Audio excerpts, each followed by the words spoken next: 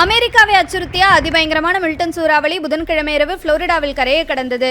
சக்தி வாய்ந்த சூறாவளி siesta key கரையை அடைந்தபோது மணிக்கு 205 கிலோமீட்டர் வேகத்தில் பலத்த காற்று வீசியதாக அமெரிக்காவின் தேசிய வானிலை மையம் தெரிவித்துள்ளது. புளோரிடாவில் உள்ள Thamba, Saint Petersburg, சரசோட்டா, fort Myers உள்ளிட்ட பகுதிகள் அதிகனமழையால் வெள்ளத்தில் மிதக்கின்றன.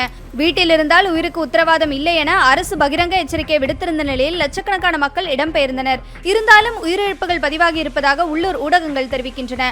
ஆபத்து பிரிவில் 5ஆம் நிலையில் வகைப்படுத்தப்பட்டிருந்த மில்டன் சூறாவளியின் தாக்கம் தற்போது வலு குறைந்து 2வது பிரிவாக மாறியுள்ளது. இருந்தாலும் மேற்கு மத்திய புளோரிடாவில் பதிவாகி இருக்கும் மிகவும் அழிவுகரமான சூறாவளிகளில் இதுவும் ஒன்றாக இருக்கும் என அமெரிக்காவின் தேசிய வானிலை மையம் எச்சரித்துள்ளது. மில்டன் சூறாவளியின் கோர தாண்டவத்தால் 20 லட்சத்திற்கும் அதிகமான வீடுகள் இருளில் மூழ்கின.